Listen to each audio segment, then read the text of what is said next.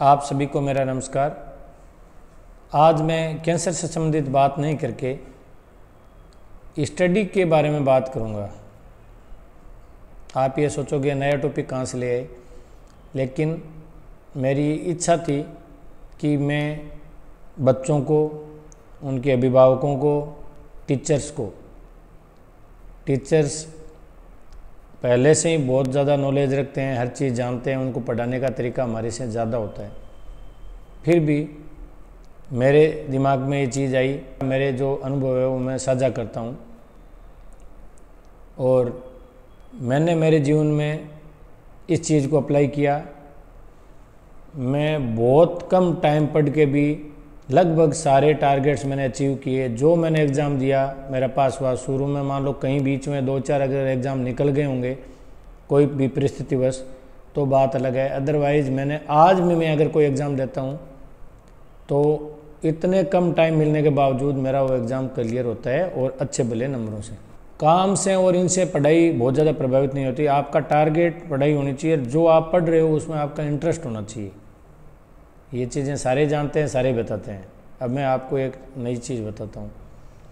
जो भी चीज़ लिखी हुई है, चाहे मेरा किसी भी बुक का चैप्टर हो, चाहे मैं अखबार में पढ़ रहा हूँ, चाहे मैं कोई पत्रिका पढ़ रहा हूँ, मैं कहीं भी कुछ भी पढ़ रहा हूँ, जो लिखी हुई चीज़ है वो क्या चीज़ है। आपने कभी सोचा कि ये लिखा हुआ है ये क्या है? क्योंकि हम ये कहते हैं तू भाई इसको समझ ले, तू इसको घोट ले, सब लगे रहते हैं। वो है क्या चीज़?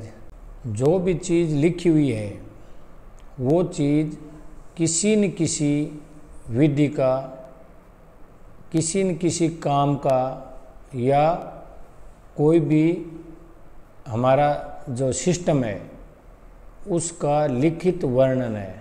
जैसे मान लो मैं कोई कहानी पढ़ रहा हूँ तो उस कहानी में क्या है, किसी एक व्यक्ति के चरित्र का चित्रण किया हुआ है।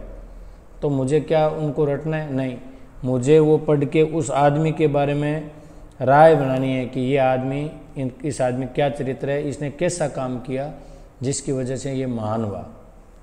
क्योंकि सिर्फ महान लोगों की कहानियाँ बनती है, ऐसे हर एक की नहीं बनती।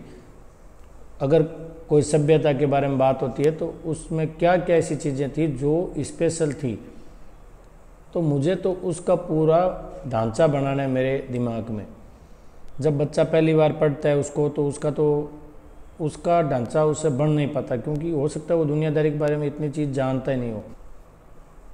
तो जैसे मान लो मैंने कहा हल कैसे जोतना है, उसको शहर के लोग या जिन बच्चों ने देखा नहीं हो वो नहीं बता सकते, क्योंकि उनको क्या पता वहाँ कितनी चीज़ों की ज़रूरत पड़ती है, किस तरह से वो जोतते हैं। लेकिन अगर मैंने गाँव के किसी बच्चे को पूछा या जो खेत में काम कर रहा है उससे पूछा तो फटाफट सारी चीज़ें विधि लिख देगा, एकदम तरीके से लिखा, एक भी चीज़ मिस नहीं होगी। और जिसने नहीं देखा है उसने अगर पूरा रट भी लिया ना, वो ऐसी कोई चीज़ भूल जाएगा जिसके बिना हल चल ही नहीं सकता। लेकिन उसकी नज़र में वो सब कुछ सही है, क्योंकि वो कहेगा मैंने सब कुछ सही लिखा है, मैंने एक ही तो मिस्टेक की है कि मैं उसमें कील ठोकना भूल गया। इतना तो किया कि उसमें कील लगाने वो भूल गया मैं, लेकिन उनको ये नहीं पता उसके बिना तो हल चलेगा ही नहीं। तो चाहे आप सारा कुछ सही कर लो, लेकिन वो आपने गलती छोड़ दी, वो बेसिक गलती छोड़ दी, जिससे आगे काम होना नहीं है। हम जो पढ़ रहे हैं वो इसलिए पढ़ रहे हैं कि हमारे जीवन में आगे ये चीज़ें काम आएगी। हमें जीवन में किस तरह से काम करना है, हमें किस तरह से प्रोग्रेस करना है, हम चीज़ों के बारे में जानते हैं, हर चीज़ के बारे में। फिर जहाँ पे हमारा इंटरेस्ट है हम उस काम की तरफ जाएंगे। तो जो हमारा स्टडी वाला जो जीवन है उससे हमें फिर व्यवहारिक जीवन में हमें जीवन जीना भी तो है, सिर्फ पढ़ना थोड़ी है। तो इसलिए जो चीज़ लिखी हुई है वो टीचर्स जानते हैं या उनके अभिभावक जानते हैं, क्योंकि उन्होंने दुनिया देखी है। तो वो जैसे उसको पढ़ेंगे ना कि हाँ इस चीज़ के बारे में, तो उनका वो पूरा का पूरा उनको सामने आ जाता है। जैसे मान लो कोई आदमी है, वो मकान कि मकान किस तरह से होता है, अगर किसी का देखा वो सारी चीज़ें बता देगा, और पढ़ने वाला घूम जाएगा कि यार ये कहाँ कमरे में गेट निकाल रहा है, किचन में गेट निकाल रहा है। तो जो बच्चों को पढ़ाते हैं उनको ये सारी चीज़ें पढ़ के स्ट्रक्चर रूप में बच्चे को समझाना है कि ये ऐसे ऐसे होता है। और फिर भी अगर बच्चा वो नहीं समझ पाए तो उनको डायग्राम बना के या किसी और चीज़ से समझाओ कि उसको ये पता लग जाए कि ये चीज़ ऐसी होती है। उसके बाद वो भूलेगा नहीं। उसके बाद में वो चीज़ उसके लिए बहुत आम हो जाएगी। वो चाहे पढ़ाई में कुछ पॉइंट भूल जाए, उसके नाम याद नहीं रहे, क्योंकि उसके लिए नया नाम याद नहीं रहेगा। मान लो मैंने कोई किसी आदमी से मिला, एक बार मेरे को नाम याद नहीं रहा, मैं 2 बार मिला नहीं, बार बार अगर मिलेंगे और उसका नाम से हम पुकारेंगे तो नाम याद रह जाएगा। ऐसे ही बार बार अगर वो पढ़ेगा तो उसको नाम याद रह जाएंगे। लेकिन सबसे जो मेन चीज़ है वो स्ट्रक्चर, आपको ढांचा खड़ा करना है और वो एकदम सही तरीके का होना चाहिए। उसमें अगर आपने कुछ हल जोतने की जगह ऊंट की जगह अगर आपने कार जैसा कुछ सोच लिया और सोच लिया तो उसका कंसेप्ट ही गलत हो गया, वो आगे सही हो ही नहीं सकता। तो ये हमारा काम है जो टीचर्स और अभिभावकों का, कि बच्चों को ये वाली चीज़ हम बताएंगे कि स्ट्रक्चर क्या है, ये किसके बारे में बात करना चाहता है, ये जिसके बारे में बात कर रहा है वो कैसी चीज़ होती है, उसको हम दर्शन कराएंगे। चाहे वो डायग्राम से कराएं, चाहे हम हमारे बता के उसका व्यू बना दें। आप कोई चीज़ बताते हो, आप अगर मेरे को कहानी बताओगे तो मेरे दिमाग में उस कहानी के चित्रण बन के पूरी फिल्म बन जाती है दिमाग में, आपके भी बन जाएगी अगर कोई कहानी बनाएगा तो। लेकिन वो इस तरीके से पता नहीं होती, उसका चित्रण करने से हो जाए, कहानी बन जाए। अगर कोई जानेगा नहीं तो वो कहानी, वो स्ट्रक्चर बनेगा नहीं। तो ये काम हमारा है, उस स्ट्रक्चर के अंदर रंग भरना, उसके अंदर जितनी कलाकारी करनी है वो करना, और उसकी बारीकियों को जानना, वो उस बच्चे का काम है।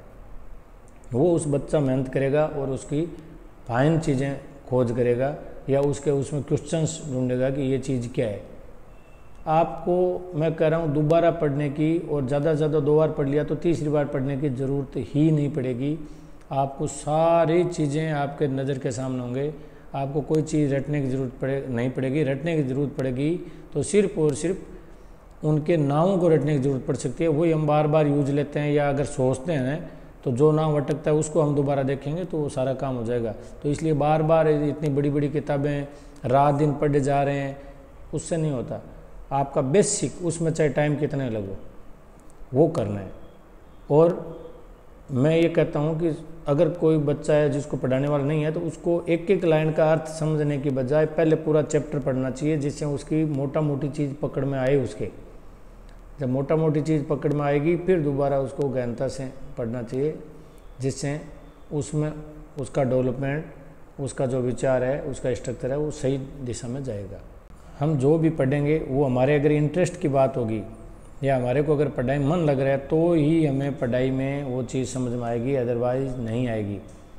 अगर पढ़ने में बच्चे का मन लगा हुआ है उस टाइम उससे कोई काम नहीं कराना चाहिए बीच में उठा के, क्योंकि अगर क्रम टूटा तो वो वहाँ की उसकी चेन टूट गई, ब्रेक होगी, और वहाँ वो ब्रेक वापस कभी जोड़ता नहीं, और दोबारा पढ़ेगा तो भी वो ब्रेक रहेगा। इसलिए पढ़ें तो बच्चा इतना डीपली उसमें घुस के उसका पूरा, जैसे वो खुद उसमें इन्वॉल्व है, इस तरह से पढ़ना चाहिए। धन्यवाद। इससे और भी बहुत सारी बातें हैं, लेकिन ये यूट्यूब वीडियो जब लंबा हो जाता है तो सारे बोरिंग हो जाता है। और मेरा आप लोगों से रिक्वेस्ट है कि इसको ज़्यादा से ज़्यादा लोगों को शेयर करें, ज़्यादा से ज़्यादा लोगों को इसका फ़ायदा मिल सके।